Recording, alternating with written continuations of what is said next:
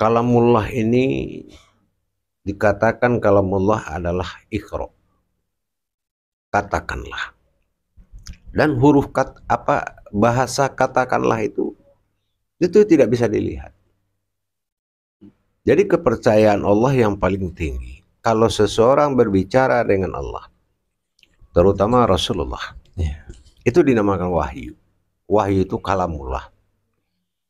Kalamullah itu sudah bersifat hakikat yang sebenarnya.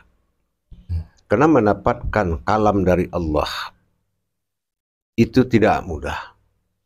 Jadi hubungan Allah dengan Rasulullah dalam wahyu itu, yang mana diperantarakan oleh Malaikatul Jibril. Disebut wahyu adalah dalam bahasa ayat suci. Nah, wahyu ini tidak terikat dengan kata-kata. Artinya katakanlah, bacalah, imanilah, yakinilah, itu tasdik, mengandung satu makna yang banyak. Nah, potensinya adalah kalamullah. Itu tingkat wahyunya kalamullah. Seperti itu. Lalu dalam hal turunnya wahyu ini, Bu ya, ini yang ingin saya ketahui lebih jauh lagi. Mengapa Allah harus melalui perantara Jibril gitu ya? Bukankah hubungan Allah dengan Rasulullah itu sudah sedemikian dekat ya, Bu ya? Mohon petunjuk ya, Bu ya. Ya. Allah dengan sifat qiyamuhu binafsihinya, dia adalah bersifat tauhid. Tauhid itu adalah perantara, yang mana perantara itu adalah pertama Malaikatul Jibril. Malaikat itu adalah cahayanya Allah. Dan dia tidak terbuat dari apapun, tapi dia terbuat dari cahaya Allah. Nah, sementara Rasulullah adalah nurnya Allah. Begitu. Jadi makanya perantara Jibril. Nah, kenapa kan namanya Nurullah? Nah, seperti orang tidak pernah melihat Allah, juga tidak pernah melihat Rasulullah. Nah, inilah yang dikatakan nurnya Allah. Nah, sementara Jibril ada satu wujud malaikat yang berasal dari nurnya juga. Nah, begitu. Makanya perantara Jibril.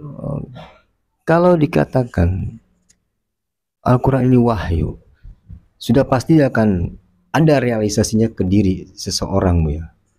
Nah, untuk bisa atau memahami reaksi wahyu kepada diri ini seperti apa, Bu ya? Pertama kita harus mengkaji dulu, yaitu potensinya wahyu ini. Karena semua huruf itu, hijaiyah terutama, dalam juz amma sebagai amalan umat, ya, itu semua huruf berasal dari tidak ada menjadi ada. Dan apabila kita sudah tahu cara pembacaan ilmu wahyu itu ditemui dia sebagai ayat, diamalkan dia sebagai munajat, dan dilihat dia sebagai makrifat. Nah, dan dia bisa hilang. Jadi Al-Quran ini wujudnya adalah wujud wahyu yang tidak bisa dilihat dengan mata. Kecuali kita sudah bisa ayat menjadi kauliyah, kauliyah menjadi munajat, munajat menjadi makrifat. Nah, itu baru kita tahu potensi wahyunya. Contohnya alif, bagaimana proses hilang dalam ba. Tapi apabila kita gali potensi itu, kita akan melihat lagi dan bisa muncul alif itu pada kodratnya yang asli. Kalau ba itu adalah bara atau batin mutlak, dilambangkan seperti itu ada maknanya. Dan kalau dikaji dia akan hilang. Sama dengan titik, begitu juga. Nah, menandakan itu dari wahyu. Begitu. Jadi tidak mungkin ada realisasi kepada diri seseorang kalau semua itu tidak dikaji terlebih dahulu, ya. Betul. Lalu wahyu-wahyu ini, ya, ini kan pasti kan prosesnya bertahap turunnya. Pasti ada maksud di situ. Kenapa harus ada tahapan-tahapan seperti itu, Bu ya? Ya. Sebenarnya kan tinggal langsung aja semua gitu kan, Bu ya. Mohon penjelasannya, Bu ya. Sebetulnya di sini adalah sifat milahnya Allah. Milahnya itu Allah memperkenalkan dirinya pada hakikat Muhammad. Ya. Jadi Allah memperkenalkan dirinya, Al-Quran itu adalah hakikat Allah dan Muhammad. Bagaimana memperkenalkan zatnya Allah dan sifatnya Allah. Nah, makanya Al-Quran itu dikatakan wahyu kalau kita sudah bisa mentadaburnya. Nah, tapi kalau dia masih berupa ayat, belum dia berupa kauliyah, apalagi berupa munajat, dibaca dengan rohani, belum, itu susah kita memahami makna wahyu tadi. Nah, jadi Alkitab itu Lauh Mahfuz, itu pertanda yang dinyatakan, gitu. Ya, pertanda yang dinyatakan, bukan aslinya seperti itu. Gitu. Jadi dengan kita memahami sebenarnya apa Al-Quran melalui kajian-kajian dan pemahaman yang kita dapatkan dari sebuah kajian lah, katakanlah seperti itu, kita pun akan memahami, akan tahu sendiri bahwa Al-Quran itu yang sebenarnya apa. Dan saya ada sedikit yang saya baca, Bu ya, dalam surat Al-Ankabut ayat 49 kalau tidak salah. Di situ dinyatakan sebenarnya Al-Quran itu adalah ayat yang bergerak di dalam dada orang yang beriman. Ayat ini yang dikatakan ayat suci atau wahyu, Bu ya? Pengertian di dalam surat Al-Ankabut ini, Bu ya? Ya. Maknanya adalah menggerakkan ayat atau menggerakkan wahyu itu beda dengan kita membaca surat. Kalau masih bersentuhan wahyu itu dengan urat dan darah, maka batal hikmah pada diri seseorang. Kalau ayat itu bersentuhan, makanya kita harus tahu bagaimana cara membaca, dari mana ayat ini datang dan kemana ayat ini kembali. Nah, itu tajalli rububiyahnya. Nah, itu yang kita harus tahu. Jadi bukan kita membaca seperti surat-surat biasa ya, tapi kalau Al-Quran itu dia tajaliullah, dibaca dari Allah dan kembali kepada Allah. Nah, di situ baru ada pahala, baru ada iman, baru ada ilmu. Tapi sesuai dengan Al-Baqarah ayat 2, bahwasanya di situ zalikal kitabul la raiba fihi hudal lil muttaqin. Kalau kita sudah mutakin, sudah benar-benar memiliki ilmu ketakwaan dan derajat kita sudah mutakin, itu baru kita bisa ngerti.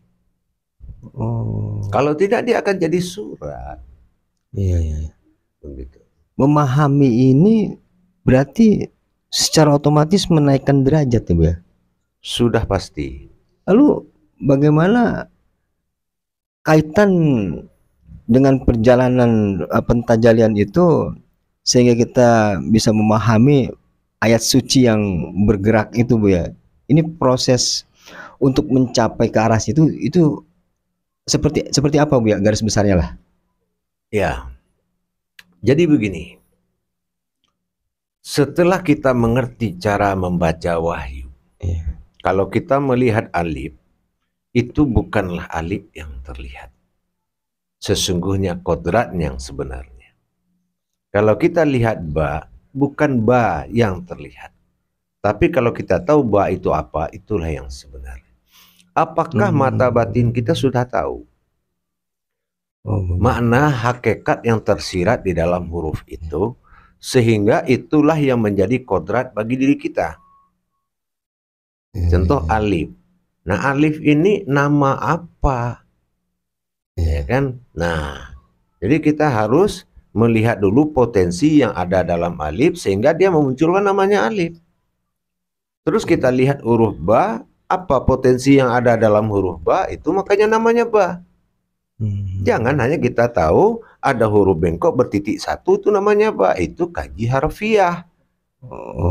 Orang yang buta huruf. Tapi kalau kita tidak kaji rububiyah itu namanya buta bertuhan. Bukan buta huruf lagi. Jadi jangan kita hebat di huruf, buta bertuhan, tidak membaca hakikat yang dibaca. Itu rububiyah namanya. Jadi rububiyah ya Bu ya. Jadi rububiyahnya kita pahami baru kita akan tahu sebenarnya apa yang kita baca, yang sesungguhnya kita baca ini. Betul. Nah, letak kesuciannya tadi Buya sampaikan bahwa itu tidak tersentuh dengan darah ya Bu ya. Apa bagaimana tadi Bu ya? Kalau memang itu wahyu ayatnya suci, ya, disebut dengan pegelaran ayat suci. Apakah suci ini bersentuhan dengan yang tidak suci, dia akan kotor. Ya. Kalau dia kotor, dia akan tidak berhikmah. Darah itu sumber daripada akal, nafsu, dan semangat. Nah, kalau wahyu bersentuhan dengan akal dan nafsu bagaimana? Itu akan merusak hikmah.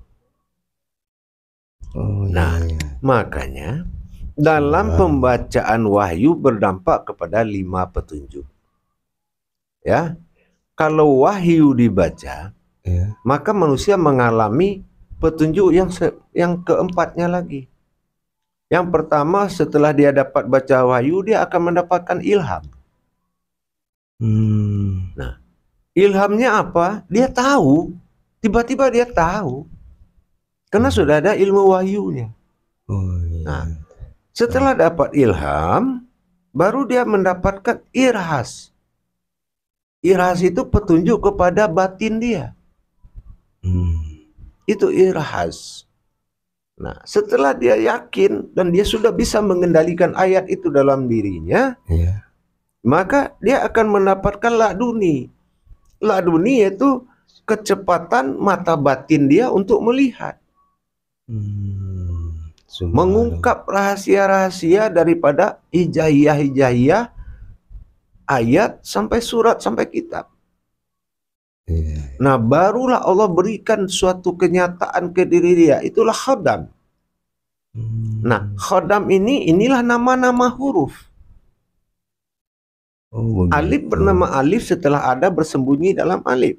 Ba bernama ba setelah ada yang bersembunyi dalam ba.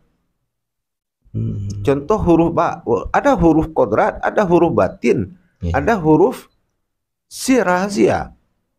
Nah, sekarang kita lihat huruf batin, waw, ya kan? Nah, apabila waw ini disandingkan dengan ha menjadi hu, menjadi domah.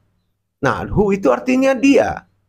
Berarti kalau kita menyebut nama Allah, Allah, waw ada di situ disebut cuma tidak terlihat karena dia menjadi domah yang tersembunyi. Berarti kan dia itu Allah. Jadi Allah berarti kita harus tahu dia dan harus mengerti Allah itu dia. Seperti itu. Itu yang namanya wahyu. Bisa hilang. Ada huruf yang dibaca ada, dilihat tidak ada. Oh gitu. Insya Allah.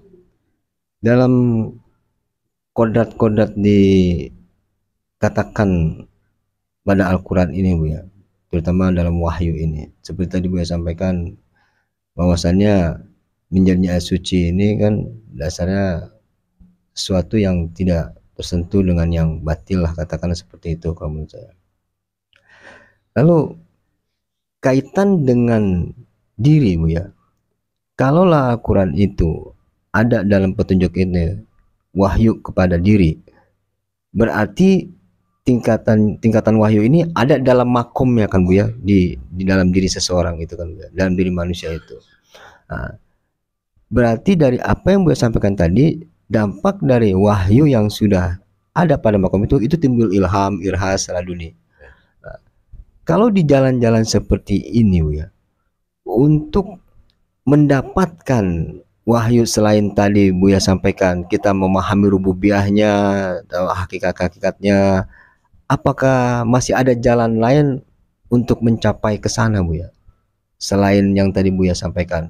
kita harus paham rububiyahnya, terutama hakikatnya gitu. Apa memang hanya itu yang harus dilakukan? Nah, disinilah kita harus tahu. Ada kalimah, ada kalimah, kan kalimah, kalam itu. Ada bernama kalimah. Di dalam kalimah ada kulimah. Kulimah ini adalah zat saripatinya ayat ini tadi. Saripatinya Muhammad. Nah, karena Rasulullah adalah nur pada hakikat diri, dia memiliki kulimah saripati daripada ayat ini. Nah, kulimah inilah yang akan menjadi sebuah kodrat. Oh, subhanallah. Nah, begitu. Menjadi sebuah kodrat. Jatuhnya kodrat batin itu menjadi waw, diangkat pada hau dalam tingkat al-wahab mahabbah. Itu kembali kepada tingkat kodrat dan nilai derajat orang yang membaca. Apakah dia insannya sudah kamil, apa sudah kamilul kamil, atau kamil muzamil. Jadi Al-Quran ini sebelum berilmu jangan coba-coba baca Al-Quran. Belajar dulu. Benar-benar. Karena di Al-Quran tidak tahu dulu baru belajar. Harus belajar dulu baru tahu. Subhanallah, luar biasa. Baru saya memahami ternyata bukan hanya sekedar membaca Al-Quran yang, terutama memahami wahyunya ini Bu ya. Karena dengan begitu juga kita tahu kodrat-kodrat wahyu itu sendiri seperti apa gitu. Di turunnya wahyu ini Bu ya, ini kan kejadiannya sama ketika Rasulullah itu kan dalam proses Isra Mi'raj. Nah, yang ingin saya pertanyakan dalam kaitannya dengan keadaan turunnya wahyu ini Bu ya, ini di fase Rasulullah Isra Mi'raj, pada hakikatnya itu Isra Mi'raj ini seperti apa Bu ya, yang ingin kita ketahui lebih dalam lagi nih Bu ya. Ya, kita sudah tahu Rasulullah itu menjemput penyempurnaan kodrat diri dia, sehingga dia tidak bisa baca Al-Quran. 33 pertama wahyu Allah pada sifat nazirnya alim. Dia berikan bergetar tubuhnya Rasulullah, masuk sir rahasia Allah. 33 kedua, masuk wahyu kedua, bergetar pada an-nazir, rahasia pada batinnya. 33 ketiga, diantarkan lagi wahyu pada alam, sehingga maujudullah itu mim ha mim dal. Subhanallah. Menjadi kurangnya nilai jumlah 6.666 ayat menjadi mim ha mim dal. Kalau dilengkapkan mim itu huruf berapa dalam hijaiyah, cari suratnya. Ha begitu juga, huruf keberapa cari suratnya, berapa nilai suratnya. Begitu juga mim, cari lagi huruf keberapa, surat keberapa, ayat berapa, sampai dal. Maka akan lengkap di 6.666. Kalau tidak masuk 4 huruf tadi, huruf kodratnya Muhammad, tidak akan pernah sampai 6.666. Silakan periksa Al-Quran. Nah, seperti itu. Dari huruf mim ha mim dal, dicari mim nih urutan keberapa, disitulah suratnya. Nah, urutan keberapa tambah nilai surat, jumlah surat. Jumlah surat ya. Urutan keberapa tambah jumlah surat. Nah, itu 4 huruf ini nanti dijumlahkan. Jumlah semuanya. Nah, hasilnya itulah sisa dari yang kekurangan 6.666 tadi. Nah, sementara mim ini apa, ha itu apa, dal itu apa? Itu kan Muhammad. Nah, Muhammad ini maujudnya apa? Nur Allah. Nah, karena terlihat, makanya dinamakan Nur Kasiyah. Nur Kasiyah itulah nama wahyu Al-Quran, yaitu nur yang diperlihatkan. Nah, kenapa warnanya hitam? Hitam itu dalam rangka Isra al-Ma'rifah. Itu tanda ma'rifat. Ain harus terlihat. dengan ma'rifat. Makanya Al-Qur'an. Nah, begitu. Maka tulisannya hitam. Tapi kalau dikaji dia putih warnanya. Iya. Kalau dilenyapkan, ditadabur, dilenyapkan, dipanggil dengan mata batin, dia akan berwarna putih. Nah, itu Nur Kasiyah. Nah, seperti titik. Nama wahyunya Nur Kasiyah berarti. Nama wahyunya Nur Kasiyah. Nah, gitu.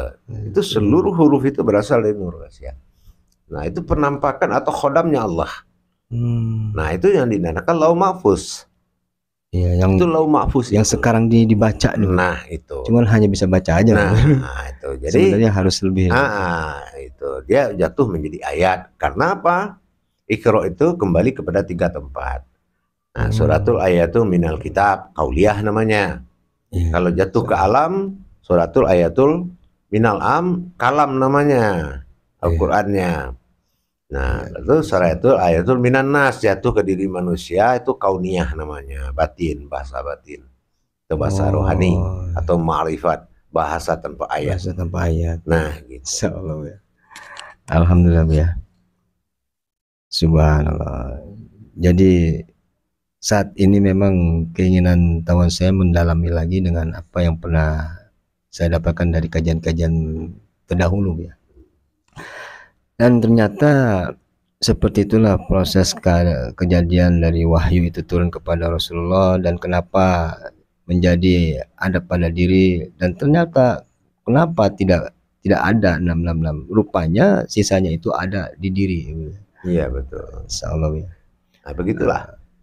Apalagi dalam pembacaan wahyu. Ya. Kalau wahyu itu saya bilang tadi bersentuhan dengan urat dan darah, maka batal hikmah. Tidak ada hidayahnya buat kita. Tidak ada hikmahnya. Nah, maka cara pembacaannya, ayat wahyu yang berasal dari wahyu, itu cara pembacaan seseorang harus melihat datang ayat dari hati, dari qalbi, digerakkan oleh jantung, disuarakan oleh mulut. Titik 3 itu namanya rububiyah. Insyaallah. Nah, kalau dia tidak melihat ayat itu datang dari hati dan digerakkan oleh jantung, terus tidak dan disuarakan oleh mulut, maka dia merasa dia yang menyuarakan. Nah, di sini batal hikmah. Oh, begitu. Gitu. Jadi pembacaan wahyu itu karena wahyu ayat suci. Gitu. Insyaallah. Gitu ya. Alhamdulillah ya. Samping wawasan tadi saya dapati ada ilmu juga di sini. Rupanya dalam membaca ayat suci itu ternyata seperti yang Buya sampaikan keilmuannya tadi, harus dilihat ayat itu dari kolbi lalu menuju ke jantung dan disuarakan oleh mulut ya Buya ya. Subhanallah. Alhamdulillah rekan-rekan jemaah dan para pemirsa yang menyaksikan channel YouTube Buya Pasaman Timur dalam makom Majelis Zikir Ma'rifatullah. Tadi sama-sama kita simak penjelasan dari guru mursyid kita Syekh Nur Muhammad bin Irwan Maulana Al-Khalidi tentang kajian mengapa dikatakan Al-Quran itu qodat atau wahyu, dan juga mengenai ayat suci itu sendiri, dikatakan ayat suci itu sendiri seperti apa, dan sampai kita bagaimana cara membaca ayat suci itu sendiri yang sebenarnya. Alhamdulillah pada kesempatan kali ini kita mendapatkan wawasan di samping juga keilmuan, insyaallah. Namun karena ya terbatasan waktu itulah yang jadi trouble kita, kan memang ada durasinya yang memang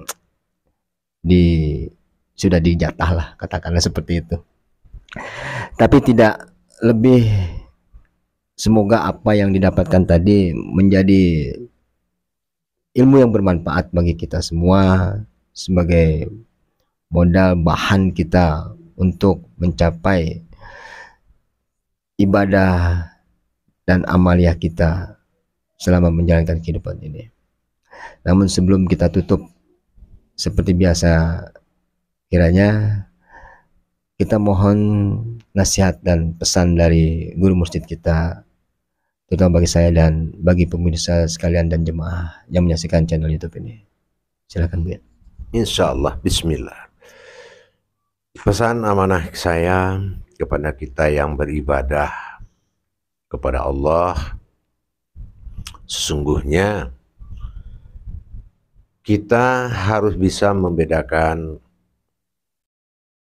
mana yang amanah, mana yang wahyu, mana yang kitab. Jadi kalau kita sudah bisa membedakan, Al-Quran itu adalah wahyu yang bisa merubah manusia. Tetapi manusia tidak akan mampu merubah Al-Quran. Jadi janganlah samakan Al-Quran ini dengan kitab amanah. Kalau kitab amanah seperti Zabur, Taurat, dan Injil adalah kitab yang bisa dikuasai oleh manusia dan berbahasa manusia. Tidak ada bahasa ketuhanannya. Nah, jadi di sini meskipun itu amanah, tapi amanah juga ada dalam Al-Quran. Nah, tapi orang yang mengerti Al-Quran adalah orang yang telah aman di dalam belajar.